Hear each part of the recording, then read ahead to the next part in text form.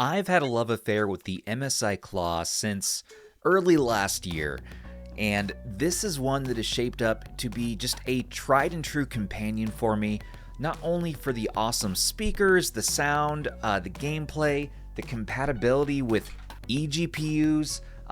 It has been absolutely my top favorite Windows handheld in the last year. So it was much to my surprise when I heard that MSI was going to refresh not just their MSI Claw line with that new 8-inch, but we're going to get a refresh of the 7-inch too. So we're getting that same form factor, the same size. Does this have awesome speakers? How's the performance? Well, in today's video, we're going to be doing a first look to see, do we like the new one? Or can we stick with the old and save a bunch of money? All right, let's hop in.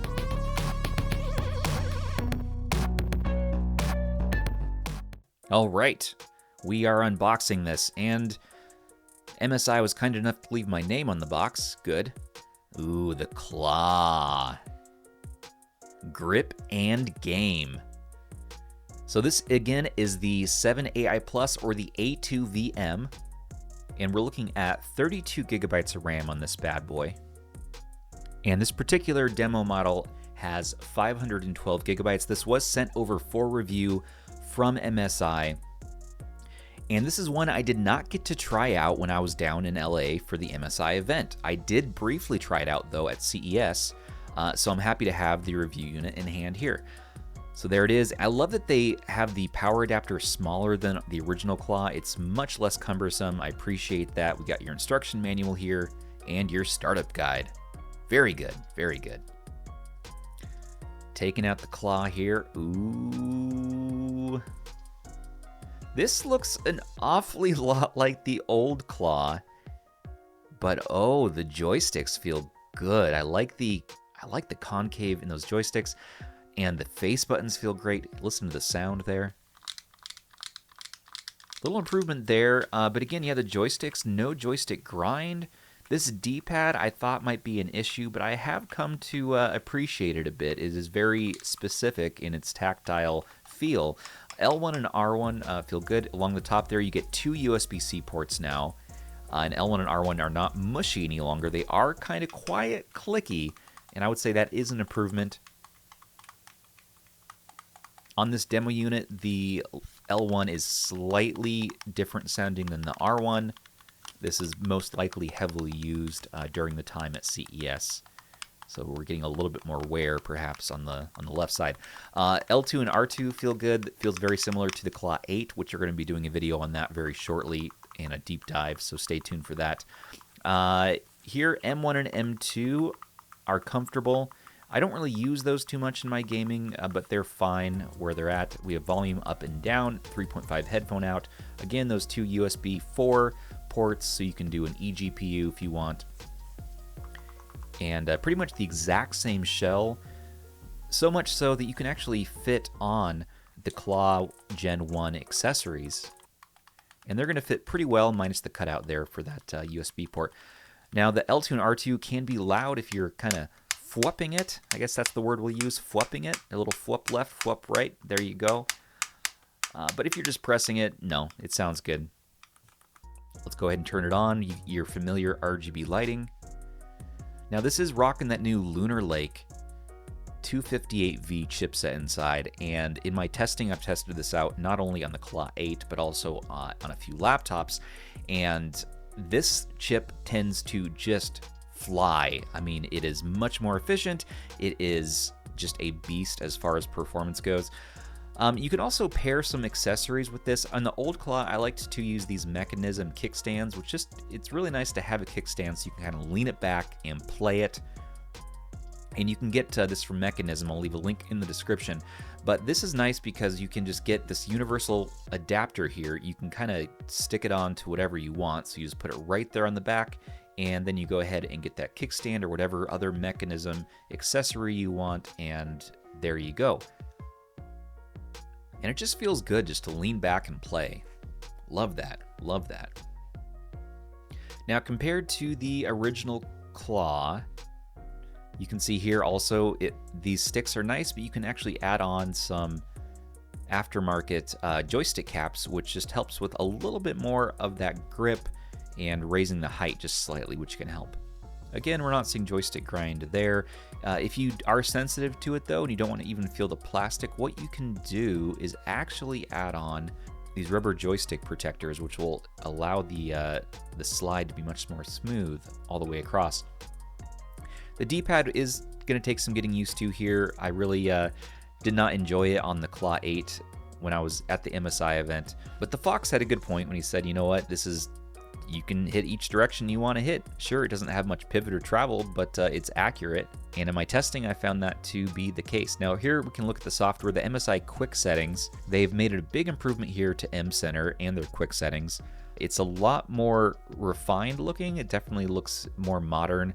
You also can get access to various other things here, like Xbox settings, achievements, more in-depth monitoring if you want, voice capture, social settings, more access to sound settings, which we will talk about that. Along here in the quick settings, you do get brightness, sound, CPU performance change modes. You can look at a real-time monitor so you can see how fast you're getting in FPS when you're playing. You get your Wi-Fi settings, Bluetooth, you can free up memory if you want, you get keyboard access, you can switch between a gamepad and a desktop mode, and as far as the CPU itself, you got a manual and endurance for long battery life. That does lock you at 30 FPS, realize though, so I like to do full unlocked and set a manual adjustment with the advanced setting option, so we can clock this all the way up to 30 watts TDP, and then control the fans a bit more. Otherwise, the AI option, yeah, it should work, it should get you to where you need, but I like to give it as much juice as I can when I'm doing any sort of benchmarking or playing around here. So again, here's that manual mode I was talking about, user scenario, and you can change it up to 30 watts TDP, which is the max for this handheld here. You can mess with your Mystic lights, so you can get your RGB lighting how you want. And as you can see there, we get the Claw 7 AI Plus as Windows 11 Home, 64-bit. You can calibrate your battery, do your updates, and this part of the software looks about the same as what we saw before in the old gen. Now this new M Center software has made its way to the original Claw, so the improvements and advancements you see here will make it down to the old gen.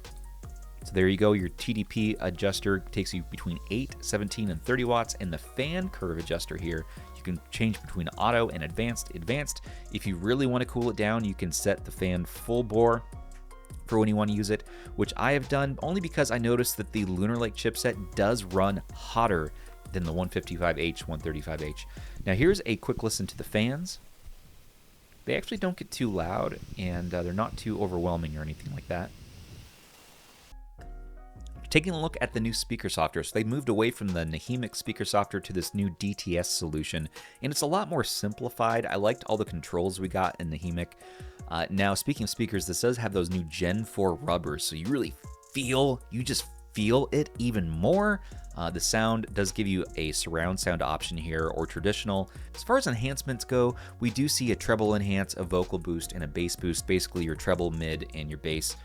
And this is just a very pared down experience compared to what I'm used to in the original Claw, which gave you full control over every little thing, as well as a volume normalization, which really got those speakers nice and loud when listening to music or playing games. I noticed though on these speakers that I like them more than the old ones as far as the feel and the rumble and when you're gaming. So these are much improved for gaming, but for music, I actually prefer the more tighter controls we see on the old Claw. I thought that this experience sounds just a little bit better, but for gaming, we're going to be using this for playing games, so I think the new speakers are just awesome.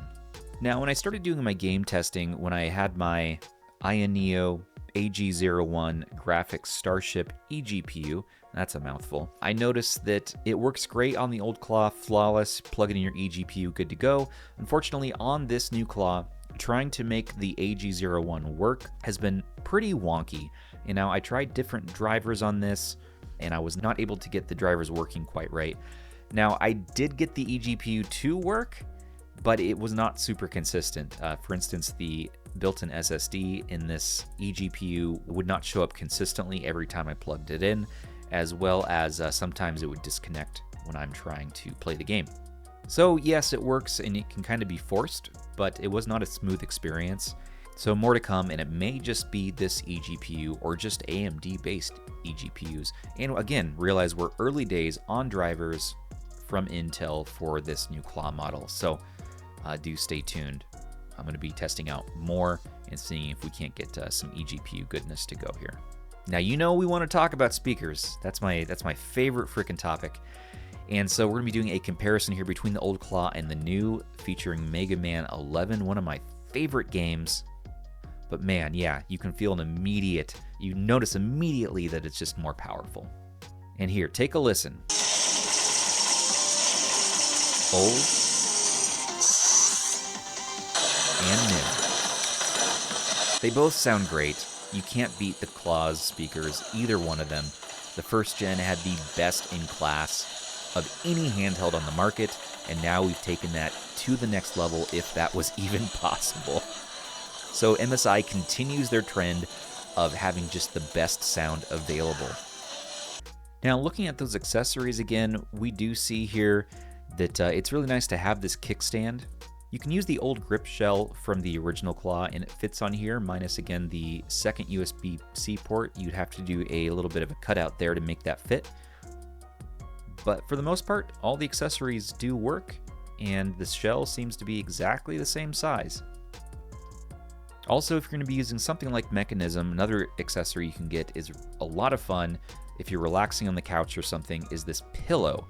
This Mechanism pillow is freaking genius. It's comfy, and it's easy to put whatever you want in there, your Nintendo Switch, your Claw. With that universal grip, you can kind of just choose what you want. So, big fan of Mechanism and what they're doing over here. I think they're really cooking. Another Mechanism accessory I like to use is this dual screen accessory. So what this does is it has a magnet on it. You know, I love those magnets, and you can just put your phone or a tablet up, and you can have a second screen. So it's great to have a second screen for things like maybe a game walkthrough, game FAQs, and here we go. So you can walk through your favorite game guides to play some games that you want to get through, and the weight balance is actually not too bad there, especially if you just use your phone. So not only with the MSI Claw, but I like to do this with my Steam Deck and other handhelds as well. As far as other accessories go, you can use joystick caps. For instance, my always relevant Stubbs Nubbs, which are available from Etsy for $4. And look at that, satisfying finger imprints. If you like pain when you game, Stubbs Nubbs are for you. But yeah, these actually fit. These are the Xbox sizes there, and they fit well. Speaking of that D-pad, here is a test with the D-pad on Street Fighter 4. It is even better than I was really too quick to judge this when I first used it on the 8, because in practice here in Street Fighter, look at that, Hadoukens all day long, so easy. One of the best experiences I've had in Street Fighter with the D-pad, even though the D-pad feels awful and it's not enjoyable to press at all, it just works really well. So take that for what you will. Some comparisons to other handhelds as well as the weight. Compared to the A2VM, we're looking at a more ergonomic experience. Again, compared to the 8 AI Plus as well, it's way more ergonomic on the 7. Like, seriously, MSI is cooking on these ergonomics. Now, the A2VM here in comparison does have nice ergonomics, is a little bit smaller, a little bit more slippery as well. Now, compared to the A2VM, this thing is freaking huge. You're looking at that 8.8-inch screen. Very comfortable, but very, very large and cumbersome. So it's nice to have something just a little smaller. A quick look next to a AYN Loki Zero, which looks teeny tiny in comparison, and my tried and true Steam Deck OLED. Now, I actually prefer the buttons on the MSI Claw 7 to the Steam Deck OLED's face buttons, just a little bit in the way that they're pressed. There's a little more, I don't know, oomph to them when you press them. It feels good. The Steam Deck is easier to press, but it just depresses really fast. So yeah, it's just kind of interesting there. Now here it is compared to the original Asus ROG Ally. These are some very flat face buttons, and the D-pad is kind of similar. Ally is a little bit lighter weight, less ergonomic, and a little bit outdated now. The ROG Ally X, which I don't have currently, really is going to be able to match this experience, though, and feels good all the way across. Now, it's hard to relay just how ergonomic and how good these handhelds feel unless we take a look at what they weigh. So the weight does feel balanced, which is really nice. And it weighs 666 grams.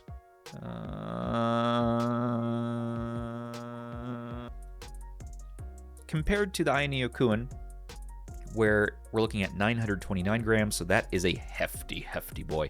And the AI A2S also 666 grams. What is going on? Haunted scale? That's not good. Oh. And the Steam Deck OLED comes in at 625 grams, so a little bit less. And the ROG Ally 631. Alright, now the moment you maybe have been waiting for is let's take a look at some gameplay before we go ahead and get out of here and wrap up. Start things out, Ban keeps getting me into these racing games, so this one seems very chill. The first time I've played it here, Art of Rally. This is a fairly relaxed indie game. We're hitting 60 FPS, no problemo. We can play this in pretty low TDP mode if we want as well. And I have noticed as far as the battery goes, this has a smaller battery compared to the 8, and so it does drain quite a bit faster. Realize that. Moving on over to some Gunfire Reborn, an awesome Borderlands meets Overwatch type experience, meets like dungeon crawler. And yeah, my wife and I love playing this game recently, just can't get enough of it. Gunfire Reborn does take a little bit of power, a little bit of oomph. This is one I was able to bring the graphics all the way up on, and we're seeing a solid 60 FPS. Step it up a bit more over to one of my favorite series, Mud Runner. This is the newest one, Mud Runner Expeditions, and we're driving through some mud with our truck. This one was struggling a little bit, and so I did have to drop the resolution a bit to hit some higher frames. But it plays well, it feels well, and man, those speakers feel good. You can just feel the truck just roar. Too good, too good. Okay, let's step it up again. So we're looking now at some Battlefield 2042, one of my favorite shooters. And yeah, this is just a great experience. The speakers, again, so freaking awesome sounding. You can put on that virtual surround sound mode and just hear exactly where the gunfire is coming from. Really feel the gun go off as you're playing. And this is a really tough game to get to full speed. On the old Claw, this is one that you pretty much never saw at a full 60, and so you'd have to drop it to like 30 FPS and lock it there, and then lower the graphics pretty far. But here we're able to do a low to medium graphics setting, and we can adjust up to 720p at least. You can even use some of the neat tricks in the Intel settings to get this up to 60. And yeah, this just feels good. The sticks feel really good. The L2 and R2 feel good. This is a lot of fun to play. And lastly, let's take a look at some Black Myth Wukong. This is the toughest game out of all of the ones I've play tested to get to work. I had to do quite a bit of messing around in the settings. We're at lowest graphics settings here. This is one I really can't even say it's playable on the original Claw, and so we are playing it here. And I'm happy to report too, once you get your frame generation turned on, and you get your FSR going and your super resolution, and get your settings dialed in, you can get this up to a beefy 60 FPS, no problem. The first part of the game there when you're starting out does lock to 30, but then you can get up to 60 when you actually get into playing the game, and it just plays smooth as butter, and it looks great here, even on low settings. And this is one I can't wait to get into. And yeah, just wow, great experience. Again, the speakers are just bringing the experience to that next level. And the screen, so the screen itself, the screen is the same as the old Claw, so it's the same vibrant, rich display IPS that we've seen before. And I suppose before we get out of here, we really should talk about specs, even though we're pretty late in the game in this video. It's funny, they do consider this a Copilot PC, but there's no Copilot button or anything, but technically it is a Copilot PC. Rocking that Intel Core Ultra 7 Series 2, One thing I didn't touch on the software too is you can actually access playing your Android games here, and that's making use of a iteration of BlueStacks. The cooling does work well, but again, this handheld does run a bit hotter than the old one, so realize that I run the fans a bit louder than on the old one to reach the same level of cool. And they're claiming 19 hours of battery life, but that really is going to depend what you're playing. I would say if you're doing emulation, maybe up to PS1, 19 hours definitely makes sense. But when you're doing some AAA gaming, no, not even close. And as well as the power button, I didn't talk about this earlier, the power button is a fingerprint reader, which is a nice luxury to have, as well as having a micro SD card reader is great if you're going to do maybe emulation, have all your ROMs ready to go, use an emo deck, good stuff. All right, let's get out of here. So what did you all think of the MSI Claw 7 AI Plus 258 VM? What did you think of the new MSI Claw? MSI Claw 2, what are we going to call this thing? Let me know in the comments below. This one has been a lot of fun to test, and I'm actually going to be, I believe, mailing this back to MSI and then getting a MSI Claw 8 AI Plus. So the Claw 7 here vastly outdoes the 8 as far as ergonomics go. The speakers are about the same between the 8 and the 7. There's bigger resonating chambers in the 8, so that's going to feel just a little bit bigger and oomphier overall, but man, the 7's cooking here, and it feels really good. As we looked at the original Claw, the speakers are good, great for music, but this is the next level of sound if you're talking about just immersive game audio. Or if you want a nice pair of Bluetooth headphones, really low latency. I got to try that when I was at MSI for their event back in December, and yeah, Bluetooth experience, awesome on this. Another great reason to go with it is it costs $100 less, so we're looking at $800 USD. $800 is a little bit easier to swallow than $900, especially if you're okay with the 7-inch. It's the same chipset, you're still getting that Lunar Lake, same performance, but smaller battery, that 54 watt-hour battery or so versus the 80 watt-hours. A little bit smaller screen, 7-inch versus the 8. Most other parts of it is comparable. I think the heat was a little bit better handled in the 8 because you have more space to spread it out. I'm really enjoying this thing so far though, and it's been a lot of fun to play with. I can't wait to play with the 8 though. I think that's probably the ultimate and the one that's going to be better for most people, ergonomics aside. I don't even know if that's super important to people. Again, I have big hands, and so maybe that's another thing. If you have smaller hands, you might enjoy it. But I can tell you right now that the ergonomics on the 7 is damn near perfect. Just the way the cutout is and it feels on your hand. That's another reason why I keep coming back to this Claw, is it just feels damn good. It's a nice matte shell. It doesn't pick up fingerprints, and it's the same plastic as before. High quality, good feeling plastic. Has quick resume for sleep, which is nice. Battery has been okay, but not great. You can do HDMI out for your XR glasses or for a display. No problem there. Having those 2 USB ports is awesome. But overall, it is one I can recommend, but I would like to see it come down in price. And stay tuned for my coverage on the 8. Stay tuned for Rob, the Retro Tech Dad's coverage on the 7. He's going to be giving you a deep dive, benchmarking, battery testing, most likely teardown, and showing you some emulation on this. I love the Claw. I love the new version of the Claw. But one thing that bugged me is that the old Claw, I still love it, and my eGPU works flawlessly on the old Claw. I just plug it in, it works, boom, I got this whole cool battle station, and it outdoes the new Claw in performance when I plug in that eGPU, of course. So we don't even need the new Claw. If you have the old Claw, you can probably stick with it. So I'm happy using that because the eGPU itself just is not stable yet on the new Claw. I don't know what's up with that. That kind of bugged me. I would like to have taken this to the next level and get that external graphics power, but I saw this working, at least the 8 variant, working with an eGPU just fine. A NVIDIA, I don't know, 4080, 4090, when I was at MSI there in December, and you know what? That was a solid experience, and that looked like it worked well in Cyberpunk, and so all right, we're running along. Let's get out of here. And I want to thank you all so much for watching. Don't forget to like, comment, subscribe, and share to stay in the know for all of your favorite retro handhelds. And a special thanks once again to our channel members, patrons, and subs. You make everything here possible for us. Perks with RH start for as little as $3 a month. Join us in our Discord to chat and play games. And join Rob and I on our podcast where we're going to talk more about the Claw, more about all these handhelds. We love to catch up and just geek out on everything.